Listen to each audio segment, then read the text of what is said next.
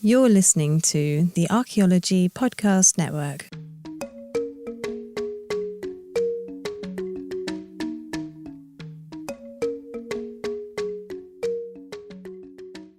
Welcome to episode 43 of A Life in Ruins podcast, where we investigate the careers of those living life in ruins. I'm your host, Calcium Gover, and I am joined by my co-hosts, Concrete Jonin and Dogboy Hal. In this episode, we are chatting with Stefan Milo, the proliferator of slander against the Paleolithic.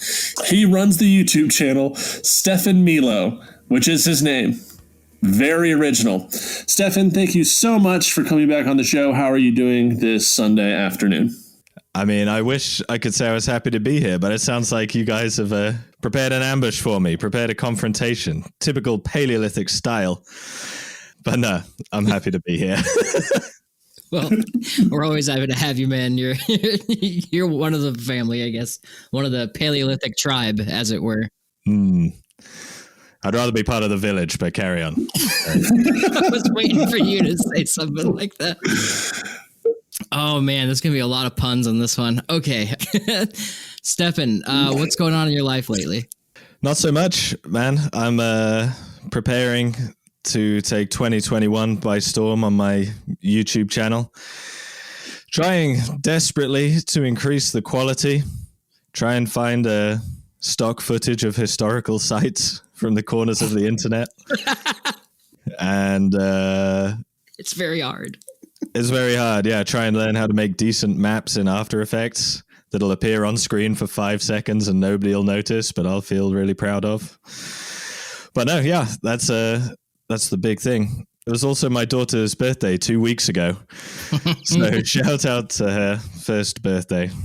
Oh yeah, and congrats. That's what's going on in my life, really. That's what I do all day, just try and improve my videos, try and make the best archaeology videos on the internet. That's my number one goal.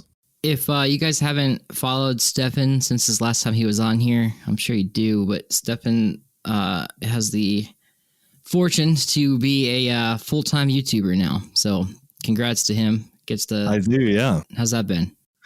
That's been great, really. I mean, it's totally changed my life. I get to not go to work. I mean, I'm still working the same amount of hours. I'm probably working more hours, but it's doing what I love and what I enjoy. And I highly encourage anyone with an archaeology degree to put themselves out there into the world. You never know what'll happen, because, I mean, we're all aware that once you get your archaeology degree, that is not a guaranteed well-paid career afterwards. So I don't mean to butt in, but according to all the internet trolls, right? Like, we're all about this for the money, and that's why we shouldn't be listened to. Follow the money. Well, yeah. All those billionaire archaeologists out there. Yeah. Yeah, who knows? It might create some extra income for you, or you might be able to create your own mini version of National Geographic. Who knows? It's crazy, really. Yeah. Well, we're proud of you, man. It's good stuff. Every time awesome. It pops out, it's good. Thanks. Yeah. And just for the record, I would totally sell out. You know, that is a slanderous allegation towards most archaeologists, but I am literally waiting to be bought out here. So anyone listening? We have his email address if you need it.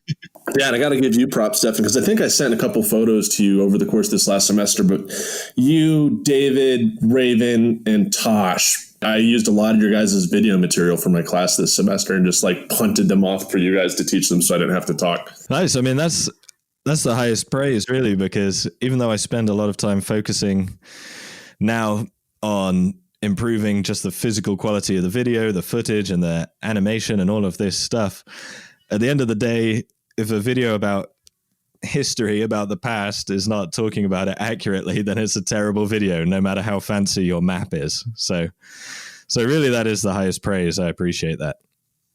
How has the transition been from leaving your house and going to a place of work? And then, well, I mean, I don't know if you were working from home during this pandemic or anything like that, but I have had a terrible time working from home. And I imagine that it might be difficult, but how's your experience been with that?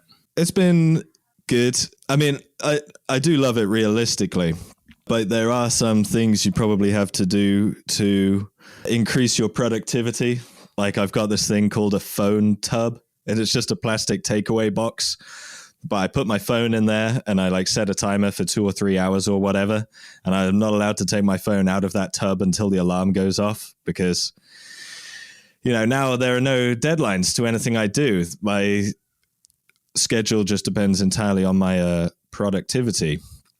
So it can get a little bit unproductive sometimes, a little bit distracted. And that's a work in progress for sure. I absolutely need whatever that phone thing is because it gets bad for me. Yeah, I know. I mean, I didn't work from home before then, but I did work from home for a couple of weeks many years ago, about 5 or 6 years ago now. And I found the experience of working at home for someone else very different to working at home for myself. There's a lot more incentive for me to be productive when I'm keeping basically 100% of the income. The other side to that is the job that I was working at home from all those years ago. I was writing the blurb for Eastern European porno films. Wow. So that was a very different job that I was doing, but How'd you get that one? I was living in Eastern Europe and I was a fluent English speaker and I just sort of fell into it. I met a guy at a bar who was writing e-cigarette adverts for this same company and they started me off in the porno division. Dude, would you call that the bottom shelf or like the dungeon that you eventually emerge out of? I mean, it was an experience. I won't repeat, but man, yeah, that's the American dream there. There's where you are now. Look at you go. The Eastern European dream. Yeah. So if you have an archaeology degree, I highly encourage you to start a YouTube channel because you really don't know what you'll end up doing if you fail to make it in the world of archaeology. So we recently did that collab. That was really fun. I'm just going to go on the record. Stefan asked me to do this collaboration in 2019. And I was like, yeah, I can do that. And then it took me until like literally last month to get it done finally. But I got it, turned it in, and he put it on his channel. And it was pretty fun. And the comments were wild. But yeah, it was a good time. Yeah, I mean, it worked out for you, really. I probably had 10,000 subscribers when I asked you, and like 80,000 by the time you finished it. And I swear that wasn't intentional. I realized that afterwards. I was like, man, he probably thought I did that on purpose, but honestly, it just worked out that way. Yeah. David was literally freaking out about getting that submitted. Like every time we talked to him, he's like, fuck, I gotta get this video done. And that was like, for 80 weeks, that was a pretty integral part of our conversations for a while was David saying he needed to get that video done. Well, you did really go to town with it. I mean, there were costume changes, there was CGI. I really wasn't expecting any of that. You know, I was expecting stock footage of dogs and your voice. So I appreciate the effort. Yeah, man, no problem. And then I got called Archaeology Zach Galifianakis in one of the comments. That was my favorite. I've been called Zach Galifianakis like many times in my life, so, but Archaeology Zach Galifianakis is my new favorite title of all time. So I'm and the Chumley from Porn Stars. Speaking of porn again. You said that to me, or actually that was when I was at work, and I've been trying to put my phone away at work when I'm working so I don't get distracted by it. My coworker, I guess, just glanced over it while I was in the back room, and he was like, hey, you might want to read this text. It's a good one. Yeah, but yeah, I appreciate the opportunity, man. It was good stuff. Got a couple subscribers out of it, so it's a good time. Yeah, I actually got called out for my production value. After you had put so much effort into your video, my own viewers were putting me to shame, so I had to run out and buy like a new light and microphone just to compete. Well, the new video looked good, so, but I mean, your quality's great. It's like you have a very like, if I were to turn on Discovery or like Nat Geo and watch like a documentary on archaeology that I didn't have to worry about, you know, like, is this correct? That's kind of like your style, you know? And I think that's what people gravitate towards on YouTube. Yeah. Thanks, man. I do try. I'm really trying to increase the quality of this next video, I'll give your listeners a sneak peek. It's about the Indus Valley civilization and whether they were a ancient communist utopia. Oh, I know. Clickbaity title or what? But there is this idea that they were peaceful and egalitarian, and I'm just talking through the evidence for that, but I'm really trying hard with the scripting and just everything. All I try to do is to be the absolute best archaeology channel. When I see anyone who's made a really good video, I want to be better than them. I'm like extremely competitive in that sense. well, that's good, man. That's what like makes good content, you know? Hashtag Tosh, hashtag Raven. Yeah, bring it on, my enemies. Did you have a lot of shots of Portland in that video? I might have some shots. Here's a shot that I want to make, but I don't know if I will. But I want to make the point that if an archaeologist was to look at the ruins of our civilization in 5,000 years, it would be really obvious that there was a stark divide between the rich and the poor. Well, at the point where I was saying that, I was going to cruise around Portland and film rich people's houses and then contrast that with a shot of the homeless people here in Portland, which is just huge. I mean, it's really terrible. We have a huge amount of homeless people here. It's very sad. And I just don't feel like I can film these poor people in a way that isn't like exploitative. Yeah. So I got to think of something else to do to illustrate poverty. And I don't know what yet. That's difficult, especially because don't they have like a whole block or like a corner? I was there a couple of years back and they at least had a series of corners, a tent city that was occurring in downtown Portland. Yeah, especially since COVID, there are a couple of areas around town where they've created cities. I mean, not city, that's a very grand term. Shanty towns, you could say, basically out of sheds, and the homeless people get to live in a shed, and there are probably like 50 sheds in this parking lot that the city has taken over. But dotted around town, there are also lots of homeless people as well. It's really quite sad. And I thought about maybe I could film this shot and then donate money from the video to a homeless charity, but that still feels quite exploitative. I'm not asking, yeah, it still feels exploitative to film people for a video that I would make profit on. So I don't think I will do it. Maybe I could just film like a can of American cheese or something. That probably illustrates poverty. Spam is the ultimate sign of poverty. Yeah, I don't know what to do. I've got to think about that. But yeah, this is all part of improving the quality. It's hard to get footage, that's good and meaningful. It's very hard. Yeah. Speaking of poverty, Connor, Carlton, you guys want to chime in? What? How I live in it? Are you calling me poor? I don't understand. Like, what does that mean? There was a significant revolution in the past that brought on a lot of, abject poverty in the human. Oh, are you saying that we just say fuck the Neolithic? Well, we can't curse anymore, remember? But yes, is what I was going to say. I mean, whilst we're on the subject, can I bring up the article that I was going to use to prove the supremacy of the Neolithic against the Paleolithic? Absolutely. In the next segment, we would be happy to do that. So we'll be right back with Stefan Milo from Life in Ruins, episode 43, right after these messages. Fuck the Neolithic.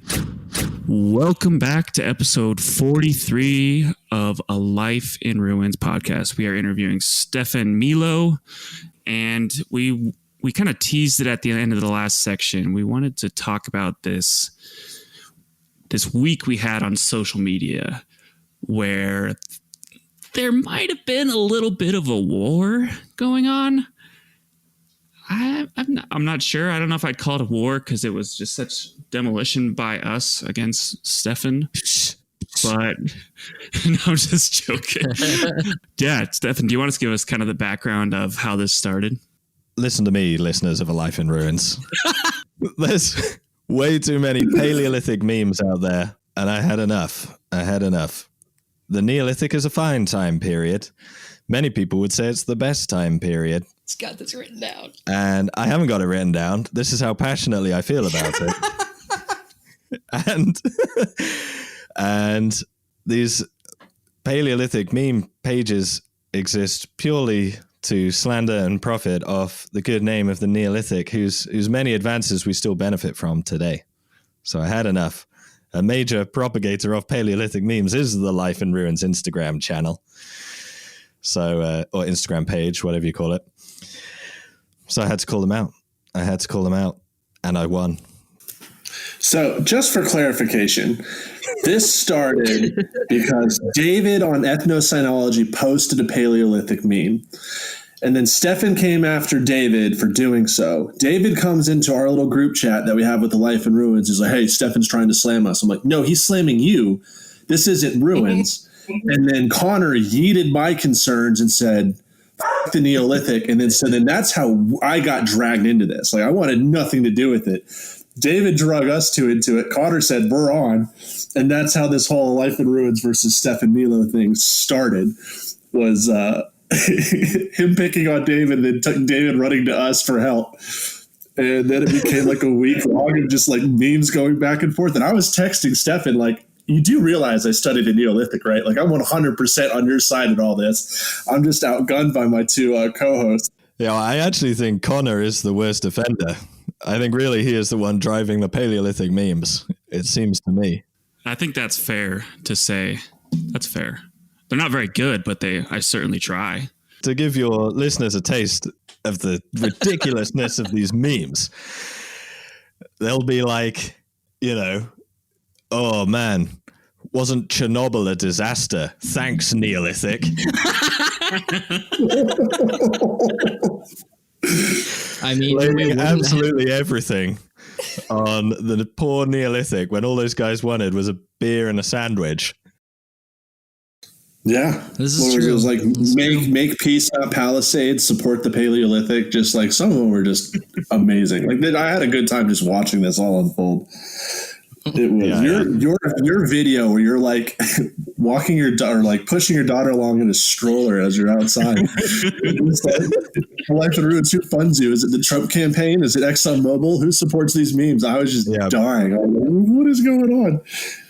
Yeah, big oil. Because here's the connection. They're abandoning responsibility for the problems of the modern world by blaming it all on the Neolithic. I have it on good authority that every member of a Life in Ruins drives a lifted Hummer and just pours fuel out of the window as they're driving along, and then says, oh man, global warming, isn't that the fault of the Neolithic?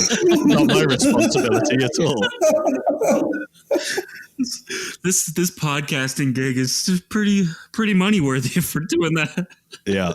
For the people listening, Stefan made a video on his Instagram story calling us out, and this one was rightful. I loved it, but he's walking his child, his sweet child, in a stroller with his mask on. I think, I can't remember, with the Oregon fires in the background, like in the sky was orange, walking down the street, talking about how we're part of the Exxon whatever conspiracy about the Neolithic, and there's people walking by. He's like, all right, like walking by and just calling us out. Yeah. It was hilarious. And I called me out saying that I had probably a lifted car or whatever, and I went outside and looked at how much gas mileage I got on my Jeep. I wore my gas mask, obviously, because I had to be dramatic, and just to prove that I did have a giant car that exudes gas mileage. So, yeah. There you go. And then I tried to do the same thing, except for I showed my license plate to everyone on social media. So that ended real quickly. And I want to give our listeners some examples of what Stefan was doing. He started out with a different kind of tact. You see those inspirational kind of posters and pictures of like, you can do it. Yeah.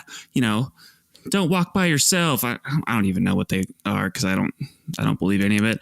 But he took that tact and kind of created some of those, and I'm going to read at least a couple for you.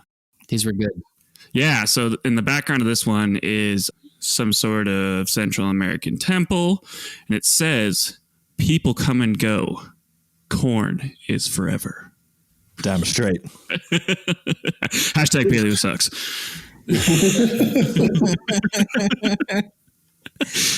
Oh, here's another one. Never let fear stop you from growing wheat. Hashtag Neolithic Players for Life. Hell yeah. It was beautiful. It was beautiful. And I will say I was the purveyor. I am much more interested in the Paleolithic as a time period because the Neolithic is just boring, man. They're just farmers. They're just doing farm things. Like, I literally live in farmland. Going along with that Maze comment, Connor made a meme that looks like a prescription, bottle with like its side effects. It says, "What other side effects?" And it's like a picture of Maze. Cavities, obesity, malnutrition, population growth, cities/urban centers, inequality, warfare, monarchy, human sacrifice gets stuck in your teeth. Hashtag Neolithic sucks at Life Room Podcast. It's just like, it was poor Caleb Welch didn't know who to side with this one. He must have had like internal turmoil trying to figure out whose side he was on, Stefan Milo or Life in Ruins. Here's the thing. I would take all of those happily if I could still eat a taco. I mean, I'm new to the taco game because I grew up in Britain in a small town with absolutely zero Mesoamericans there, zero Hispanic people in my small English town. But they're fantastic, man. Come on, a little bit of monarchy for some tacos, that's a fair trade.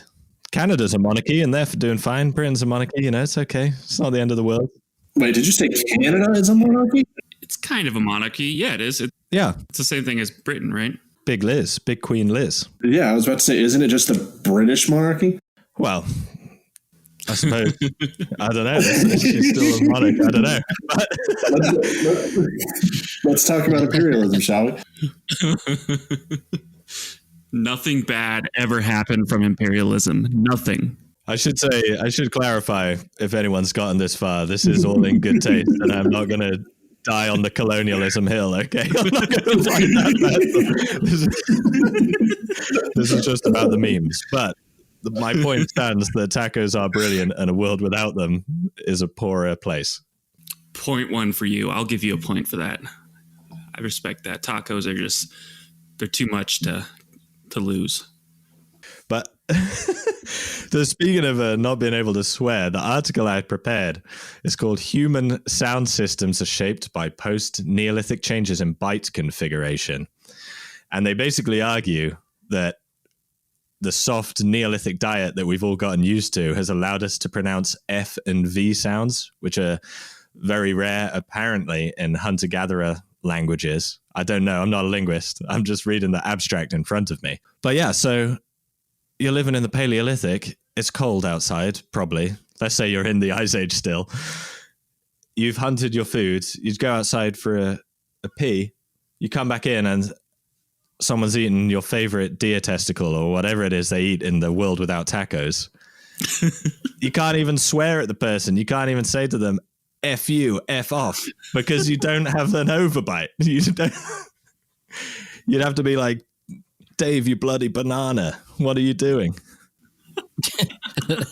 So you can't even swear properly in the Paleolithic. It's a terrible time. Is that paper like true? I'd seen something like that go around, but I wasn't sure if that was like scientifically sound or not. In Science, yeah. Science, 15th of March, 2019. I'll send you guys the link. I have no way to confirm the validity of it because I don't know anything about dentistry or languages, but that's what they're saying. That's what they're arguing. Sure. Me neither either. I'm not trying to like discredit it. I was just like genuinely curious. But if that is the case, I would be very sad because I do use that word very colorfully. Exactly. Just not on this podcast anymore. But sorry for my absence there earlier. My internet cut out, but really I was in the bathroom because in the Neolithic just made so much gluten. Yeah. At least you had a bathroom in the Neolithic. Nah, Comcast just sucks, really. But you get Taco Bell from the Neolithic, and I don't know if Taco Bell has ever been good for someone's digestive tract. I imagine if we went back in time 25,000 years and said, oi, Ice Age Connor, here's a Taco Bell, he would think it was the greatest thing anyone's ever made. And then, proceed to lose all the water he might have saved up it would just come out the other end. It would just be awful. But that's a fair point. That's a fair point. Yeah, Crunchwrap Supreme. That's fine. Yeah, I mean, if I could remember the first time I had one, I've been like, whoa. I could get down with the Neolithic. Can I ask, deviating slightly? Yeah. Does becoming a meme page dramatically grow your online presence? That's what I'm curious about. No, We're curious about it too. no, it hasn't. We've been around 3,000 for quite some time now. Fair enough. That's all right. I won't sell out then. I won't sell out my Neolithic beliefs then. I would have done, but I would have done for internet fame. But if it's not going to work out, I'll stick to loving the Neolithic. The memes are mostly therapeutic for Connor. That is accurate. Which is why we do them. He'll just send us like 40 memes in the morning and like we'll pick one. They're good, but like we also make them too. Carlton makes a good one here and there as well, and you can tell they're mine if they're spelled wrong. Yeah, how about the Bronze Age? The Bronze Age. The Bronze Age, middle. Yeah, but the memes do get shares though. They get way more.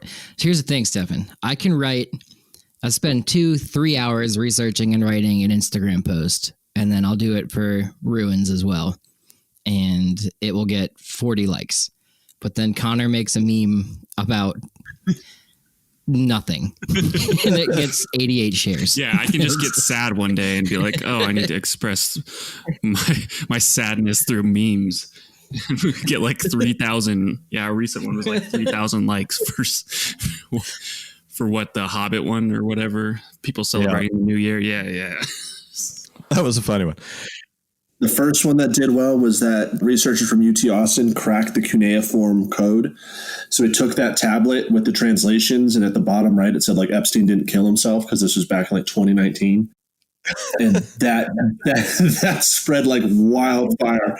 That one took off, and then the one after that, where it's like Big Bird in a wagon. It's like archaeologists after drinking till 5 a.m. and it's like 6 a.m. Field director comes in, get to work or something like that. I don't know. That's how it kind of started, but like we ride at dawn. Yeah, we ride at dawn. But that's like David's absolutely right. Like he'll come on, or we've tried writing like really science focused posts, but they just get no engagement. But the memes, man.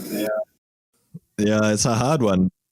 There's a similar thing on YouTube. There's no correlation between how much effort you put into a video and how successful it will be. Like the video I made, as this Paleolithic meme war was going on, I was actually knee-deep researching the Paleolithic for a video I was making on it about the Aurignacian period over in Europe. And I put a lot of effort into that video. I was interviewing 2 different people. It took me months to research all the sources. And it's got half as many views as a video I made on just this one archaeology site about Rome that took me 2 days to make, that just used one source. So there really is no, on the internet, there is no correlation between effort and success in a way. But I'd say that as I spent the first 15 minutes of the show talking about how important it was to improve the quality. I don't know where I'm going with this, but basically the internet is a fickle mistress. Yeah, if you measure it at like 1 point, I don't think those things correlate. But I think if you look at the larger trend, you obviously put a lot of work in to your YouTube channel, and it shows, with the amount of subscribers you get and whatnot. So I think it's a cumulative kind of trend over time thing that shows that, and that's the reason why we aren't gaining any followers. You haven't posted quality memes for long enough? Is that what you're saying? Or good enough content? Another pressing issue that I've seen in the past year, I guess 2020, and the Great Paleolithic-Neolithic War of 2020 was obviously, it was just attrition. But the greatest shade that I saw all of 2020 was Hattori Mazza just absolutely ripping on Italy when he was trying to draw all those Rome paintings for you, Stefan. Like, I was surprised to see that. I think maybe this is a contrast of opinions between Europeans and Americans sometimes. And I kind of get where Ettore coming from. Like, Americans would visit Europe and think the history is incredible, and it really is fantastic. Of course, I love it. But when you're living there and you have all this history around you, it can be quite restrictive. You see it every day. You hear about it every day. You know, you can't build whatever house you want because it's on an archaeological site. It can almost seem like restrictive in a way. Yeah, it's like growing up at the beach. Like, you don't want to go to the beach every day. Maybe, yeah. Yeah, but he's got literally Rome, right? I mean, he doesn't live in Rome, but yeah, you got all of Italy right there. I mean, imagine what the history curriculum is like in an Italian school. They must talk about Rome every bloody day. Yeah, I don't know if you two guys saw it, but when Stefan did, I think you were doing some Punic War stuff, which is just a fascinating time period. Ettore was drawing those like really ornate like battles and like some Roman soldiers, and the one with Rome's furthest outpost, and which was in the Middle East somewhere. And Ettore was like, I don't like drawing Rome, but here's a picture. It was like, it was really funny to me. It just made me laugh at work. I mean, it's probably the same with America. Maybe like your guys' history curriculum is so heavily weighted to the founding fathers, probably, or the Civil War. It's just the thing that always comes up. Where I went to school, it was called the War of Northern Aggression. No way. Really? Yep. We'll be right back with segment 3 of Life in Ruins podcast with Stefan Milo. Welcome back to episode 43 of a Life in Ruins podcast. We're interviewing Stefan Milo, and we need to tell our guests and kind of give them more information about the Paleolithic and Neolithic and European / American time period. So, Carlton, do you mind defining what the Paleolithic is? Of course, concrete. So Paleolithic stands for Old Stone Age. Paleolithic, by and large, at a global scale, Paleolithic societies are hunting and gathering communities, small scale bands, maybe tribes, but mostly bands.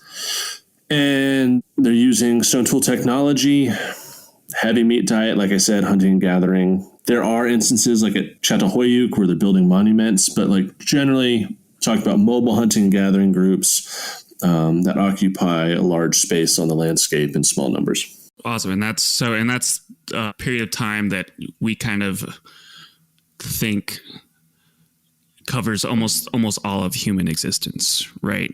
99% of human technology is considered the Paleolithic. Yeah, so like I'm trying to think if we'd extend the Paleolithic to cover like Australopithecines. I'm not quite sure when the official start date is, but like if you look at anatomically modern humans like 120,000 years ago, it's not really until the first vestiges of like agriculture start developing around like 10,000 years ago.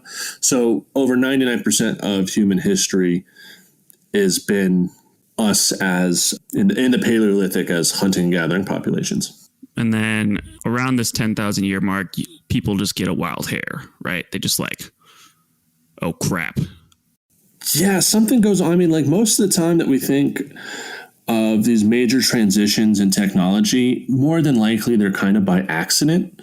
So as you are like foraging crops, right, and you're selecting better, like if you look at grains and such, there's a process that went on, and I'm really not knowledgeable in like the Mesopotamian agriculture revolution in terms of like what the process was that really started agriculture. But as a byproduct of humans in the Middle East selecting certain crops to harvest, because of that selection, there were just byproducts of genetic change in some of these crops. It's a really fascinating topic, and people should definitely look at it. So then we start going from like the Paleolithic, and what's even more fascinating is the transition from Paleolithic, Old Stone Age, to Mesolithic, meaning the Middle Stone Age, is that it happened repeatedly across the globe in isolated events or through processes of diffusion. So it's not like you snap your fingers and humans are like, okay, we're in the Mesolithic. It was gradual and often occurred at different times and places. And that's just the adoption of or incorporation of domestication of plants and animals into your hunter and gathering life ways. So it's kind of a mix of both worlds. You're getting the best of both, really. And then there's the full-blown Neolithic transformation, which we talked about, which me and Stefan are proponents of, which is full-blown use of domesticates, such as corn, if you're talking about the New World, and in the Old World, your grains such as barley, wheat, flax.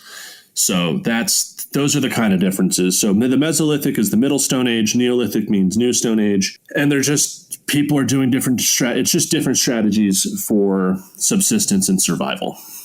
Well, thank you for that beautiful and concise summing up of that. Yeah, and I think that I would actually say maybe the Mesolithic is kind of the most interesting time period, in my opinion, where they're doing kind of both of these things. But, obviously I had no idea what I'm talking about. So, I mean, there is these definitions, it's hard to fit all of human history into like 3 categories of economic production.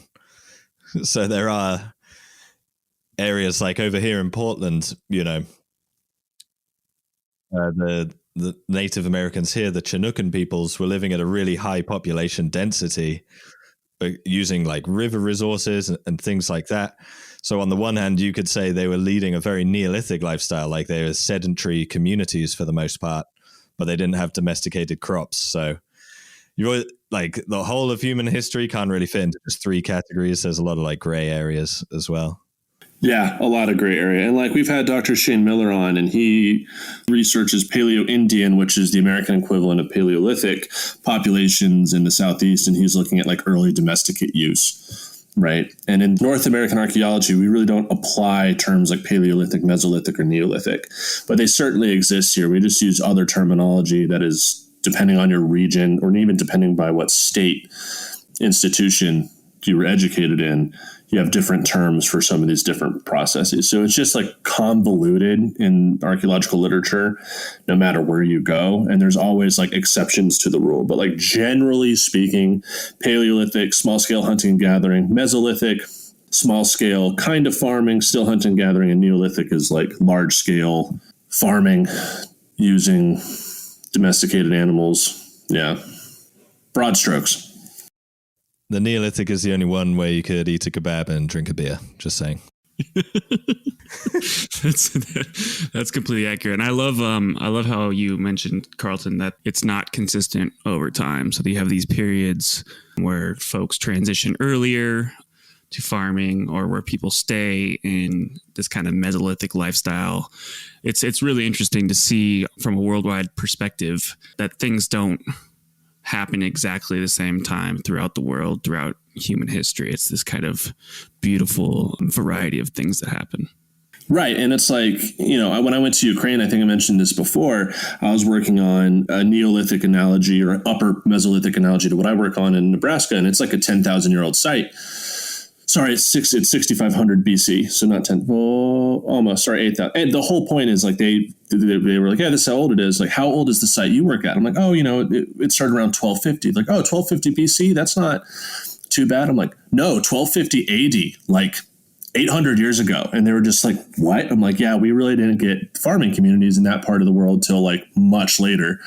And they're like, dude, by 1250, we had knights and castles around here. And we were like, part of the, Kiev and Rus. I'm like, yeah, we all go at our own pace. Yeah, it's not a competition, Ukraine. All right, calm down. Oh, we were knights first because the knights were so good. Like nothing bad happened in like the Thad ages. Right. Yeah. So just in case anyone is listening who's really unfamiliar with archaeology, like the Neolithic didn't start in the Americas of 1250s. Like Mesoamerican civilizations go back thousands of years. It would just be that where you are, Carlton. I don't want someone to think that stuff just started at 1250 AD in the Americas. I'm specifically talking about like Nebraska, like not trying to speak for the entirety of the Western Hemisphere, just like where I work in Nebraska, 1250. But like as Stefan said, you get domesticated crops in specifically like the Mexican basin much earlier in the BCs, and it kind of expands through that. And I think that's one of the only points that Jared Diamond makes in, is it Guns, Germs, and Steel? that I like, that kind of dichotomy between domesticates, east and west, and north and south. But anyways, It's green eggs and ham. Yes, it was going to jump into. Yeah, okay. I know he's written a couple books, so I just wanted to make sure I got it correct. I was called it green eggs and ham because it's just might as well be. Oh, gotcha. So, David, where do dogs fit into this entire debate? Between Paleo and Neolithic? Yeah, how does their lifestyle change between Paleo to Neolithic? Well, there's a paper going around the internet right now, and everyone's sending it to me being like, have you read this? And it's like literally titled, Humans Couldn't Stomach the Original Paleo Diet. What led to dogs? It's, oh my God, rolling my eyes. But oh, Angela Perry shared that on Facebook, and I saw it, and I saw that you were already tagged in it. I was like, okay, I don't need to bug David with this. yeah, I think she's of the same opinion as me. It's just like, well, one, I find the headline just clickbaity because it's like, it's just bandwagon hate to just hate on the paleo diet, kind of like Star Wars. So, and it just gets people to click on it. But it's just essentially saying that dogs are eating human scraps. So, cool. New news. We knew that. But the dog story fits into it because we have dogs in the Paleolithic, and then like by the Neolithic, you have dogs to help like herd goats and to like, protect your flocks of other ungulates like sheep and goats and cows and stuff like later on when they get domesticated to, keep the wolves away and stuff. So, I mean, not highly specialized herding dogs and stuff, but later on. I think if I was to criticize the Neolithic, if I was to go crazy and do that, probably the huge food surplus that allowed people to just lead lazier and lazier lives like bureaucrats and stuff led to the creation of lap dogs and stuff like that. Yeah. And all the crazy tiny mutated dogs we now have. Like pugs that can't normally respirate because they have squished little faces and stuff like that. But that's the only downside of the Neolithic. You don't think like heroin? You know what? Arguably a good thing, I mean, depending on how you want to go out. But we're talking about downsides, not upsides here. I want to go on record because Stefan mentioned something that was, maybe bad about the Neolithic. I feel like I should go back and say something bad about the Paleolithic. And in the Paleolithic, because of less robust or less consistent food sources, and there's just a bunch of other factors that led to ultimately kind of a shorter lifespan and maybe a more harsher lifespan in the Paleolithic. But that's the only thing that's really, really, really long with the Paleo. I mean, if you think of like Paleolithic populations up until the Ice Age, like every animal we were up against was like 3 times the size it is now. The climate was cold. Like for all the shortcomings of any period of human history that we can look at, our conversation really highlights the robustness and ingenuity of human populations throughout our entire history, right? At the end of the day, the Paleolithic, you could argue, is a much simpler time. But with that, you're talking about you don't have expertise in medicines and things like that. But we did it for over 100,000 years through some of the harshest environments that our species has existed in as we were atomically modern, right? And then going into like the Neolithic, like you're talking about huge surpluses in food. You might be only eating 3 kinds of food and your teeth might be falling out, but like, yeah, but you have food security and you have a dedicated city watch. And so like there's plus and minuses to each of these things, right? That's it. I mean, if you're in the Paleolithic, like deep in the Paleolithic, where mammoths are still running around, I don't fancy taking them on. But at the same time, after like a month in the Neolithic and you're like, what's for dinner? And they're like, bread again for the rest of your life. Obviously, it might get a bit boring. I'll say some good about the Neolithic. I mean, you get writing, you get like time to hang out. Well, I mean, arguably you get less time, but I mean, you get specialized labor and you get really good at one thing. You get coopers, you get cobblers, and you get someone who's really good at making flutes. And then another guy who flint knappers Tim, and you go hang out in his hut and learn how to flint knap and you can apprentice and stuff. Or you don't have to spend half your day also knowing how to weave and sew and dig for tubers and, suck leeches off of grandpa's leg. And I mean, you still might have to do that depending on where in the world you are, but I've never had to suck leeches off my grandfather's leg. That was oddly specific. I'm sorry. Where's your grandpa going? Like, I don't know. Never met him, but just like Dave is revealing too much about his childhood here. We're going to have to cut that part. is Dean your grandpa? Is Dean my grandpa? No. But I'm supposed to say bad about the Paleolithic, right? Yeah, the bad thing about Paleolithic is like you're constantly foraging and like you're at the whim of your environment. So like there's a drought in the savannah, like you're out, dude. And like if you're, I mean, you can somehow get around it sometimes, but I mean you're screwed. And if you're in the Arctic and then like the reindeer don't show that winter, like you're SOL. So, but in the Neolithic, you got some crop surplus to hold you over. So I guess it's all right. There were a lot of Paleolithic skeletons with broken bones, man. It was a hard time. It was. Yeah, and if your appendix went, it's game over. Well, that's probably true for both time periods. It was. I was going to ask Stefan about the sea peoples. Why haven't you made a video on them? Everyone's made a video on the sea peoples, man. I meant the North American sea peoples that went around the world. Oh, man, I'm sat knowledge right next to America before. That's coming out. Don't worry about that. Oh, no way. Yeah. Oh, I'm excited. Yeah.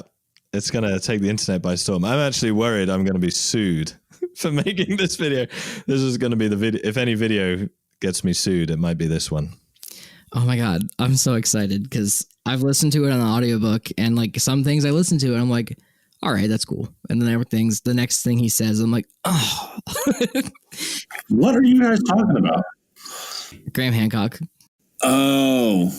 Did you know, Carlton, in his book, America Before, he devotes an entire chapter to the similarities of Pawnee religion and ancient Egyptian religion? I was actually going to ask you more about that when I'm further into the research part. What are you talking about? I thought you said you read it. No, what are you talking about? Hold it. Is Graham Hancock makes similarities between Skidi Pawnee mythology and the Egyptians? Yeah, he said that you guys have trial at the end of your life and that if you travel along the Milky Way, I'm really paraphrasing here because I'm still reading the book, and basically he's comparing it to the, Egyptian ritual where, they've got to say the songs in the Book of the Dead and have their heart weighed and all of that, and then travel along the Milky Way. It's a funny thing. I was actually reading it the other day. I was going to ask you about whether his take on Pawnee religion is accurate. Well, I don't think he consulted with the Pawnee Nation in any way, shape, and form. So my comment will come later. How about I'll comment later when I'm not enraged. Yeah, you should check it out. See what he has to say. Now I'm so mad. I had other things to do today, but now I'm getting distracted. Well, on that note, we're going to have to end the show. So, Stefan, it's been great having you. We are proud of you. We're glad to see you're doing well on YouTube, making well for yourself. It's always good to see a British person come here and do well for themselves. Isn't that the American dream? I was about to say #America. So that was episode 43 of A Life in Ruins podcast, where we interviewed Stefan Milo. Thank you so much, and we will catch you next week.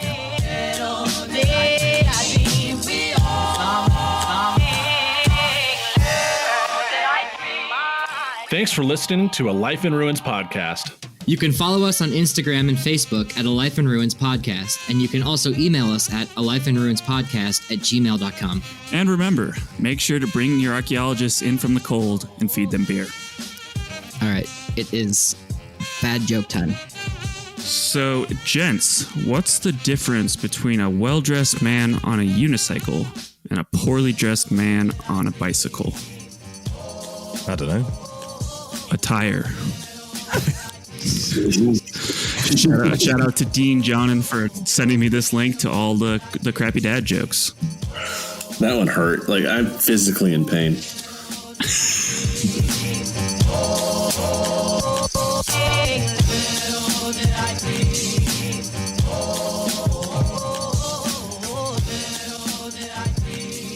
This episode was produced by Chris Webster from his RV Traveling America, Tristan Boyle in Scotland, and the Archaeology Podcast Network, and was edited by Rachel Roden. This has been a presentation of the Archaeology Podcast Network. Visit us on the web for show notes and other podcasts at www.archpodnet.com. Contact us at chris@archaeologypodcastnetwork.com.